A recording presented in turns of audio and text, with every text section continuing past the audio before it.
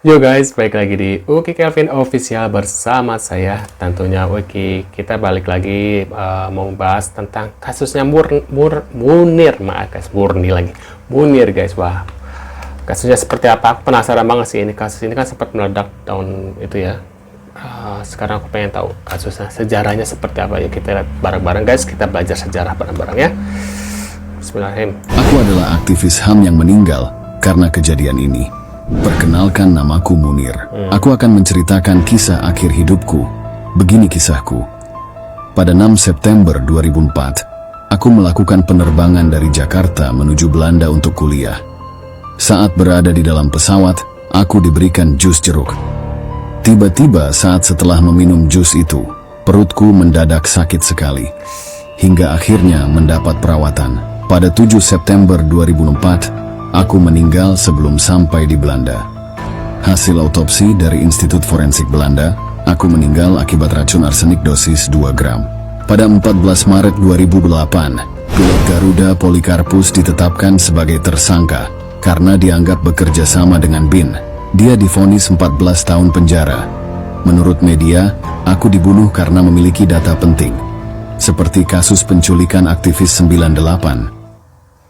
Dengar-dengar kabar sih pelaku yang tadi tuh udah meninggal ya, meninggal gara-gara corona. Apakah benar guys infonya? Kalau benar tulis di kolom komentar ya.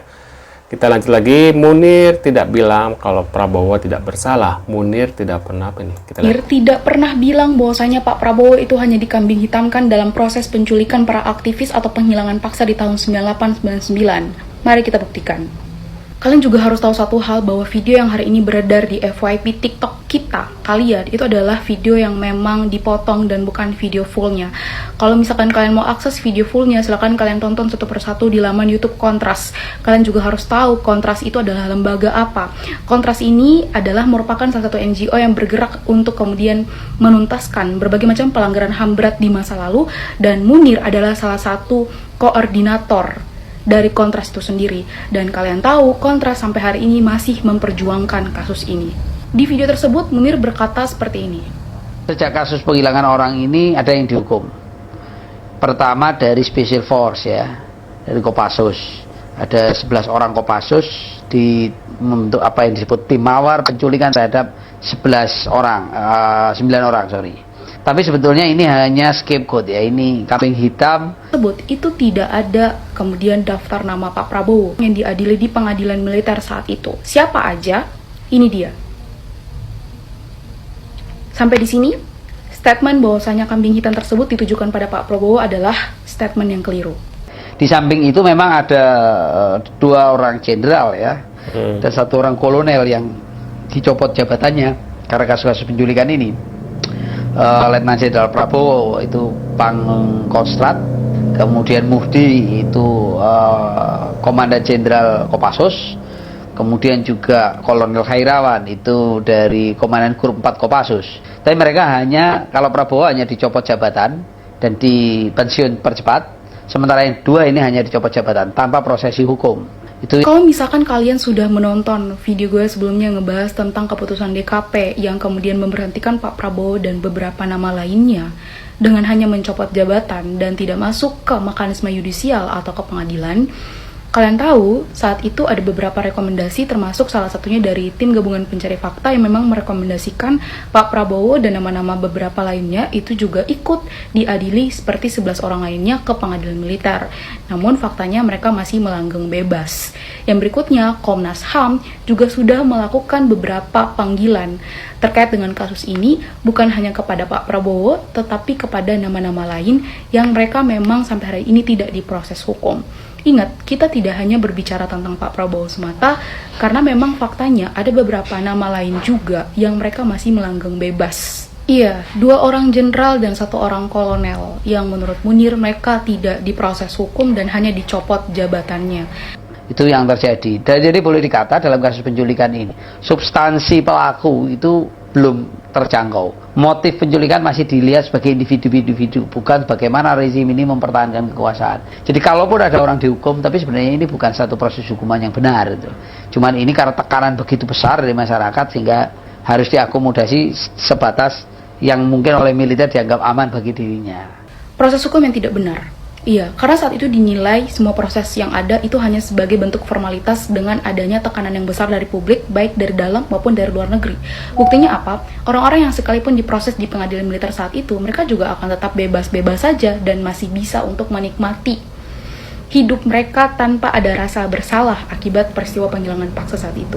Yang berikutnya adalah bukan hanya Prabowo, ada nama-nama lain yang mereka cuma sebatas dicopot jabatannya saja, dan bahkan ada juga nama-nama lainnya juga yang mereka sama sekali tidak mendapatkan sanksi apapun, bahkan hari ini mereka mendapatkan jabatan di pemerintahan.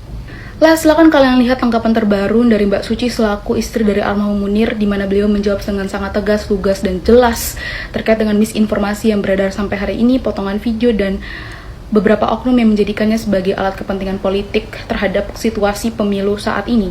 Yang berikutnya adalah cari tahu yang dalam dan komprehensif tentang lembaga ini. Kontras merupakan salah satu lembaga di mana Mas Munir pernah menjadi koordinator di lembaga ini dan sampai hari ini masih memperjuangkan keadilan atas penuntasan pelanggaran HAM berat di masa lalu, yang salah satunya kasus ini. Kalau misalkan cari informasi, jangan lihat dari seberapa ramenya beredar di TikTok ya, tapi cari tahu kebenarannya dari sumber-sumber yang memang seharusnya kalian cari tahu. That's from me, dan makasih. Nah, menurut pendapat kalian gimana nih guys ya? Kita lanjut lagi di video selanjutnya guys. Jangan ada lagi orang yang berkata benar, berani mengkritik negara, tapi terus kemudian dibunuh, terus nggak ada. Dan itu jelas kok mereka menggunakan lembaga negara. Nah ini kan nggak bener, menyalahgunakan sebuah lembaga negara yang itu dibayar oleh rakyat. Itu kan nggak bener. Harusnya lembaga negara itu justru melindungi warga negaranya, bukan membunuhnya gitu. Nah ini yang nggak boleh. Satu, menyalahgunakan kekuasaan, kemudian orang benar dibunuh begitu saja tanpa diketahui siapa dalangnya. Nggak mungkin lah hanya pilot. Apa hubungannya dengan pilot? Nggak ada kok. Motifnya apa? Nyari aja motif. Gimana caranya, katanya dendam pribadi. Apaan? Kenal aja baru. Gitu. Ya, jadi kan itu yang kemudian orang-orang melihat dan kemudian kan linknya juga jelas kemana, ke Badan Intelijen Negara, siapa yang nelpon itu kan jelas. Terus siapa yang punya kepentingan di sana dengan kematian Munir, itu kan sebetulnya sangat itu yang harusnya didalami oleh pengadilan. Tapi pengadilannya kan kita bisa lihat jaksa penuntut umumnya 1 tahun kemudian dipenjara karena kasus korupsi. Malu-maluin banget ya. Saya Diva Sukilarasati, putri bungsu dari Munir Said Thalib dan Suciwati. Mungkin dari 20 tahun pembunuhan kasus abah saya, tuntutan saya selalu sama ya. Dari dulu, dari umur saya 2 tahun sampai sekarang saya umur 22 tahun. Yaitu adalah selesaikan janji-janji kalian yang kalian omongkan kepada ibu saya dan keluarga saya, bahwasanya kalian akan menuntaskan kasus abah saya. Kalau kalian berani berjanji menelpon korban bahwasanya kami akan menuntaskan, Bapak Joko Widodo, Bapak SBY, tolong selesaikan. Sampai sekarang belum loh, 20 tahun. Tuntutan saya sama sampai sekarang, tuntutan ibu saya sama sampai sekarang. Berikan keadilan kepada bapak saya. Berikan keadilan kepada seluruh warga Indonesia. Tunjukkan bahwasanya Indonesia mampu menyelesaikan kasus pelanggaran HAM. Itu saja sih dari saya, mungkin sesingkat ini karena saya sudah cukup emosional. Jadi saya gak mau menangis di depan kamera. Waduh, kasihan banget ya si Ade ini. Mudah-mudahan ini ya mendapat keadilan yang ini ya.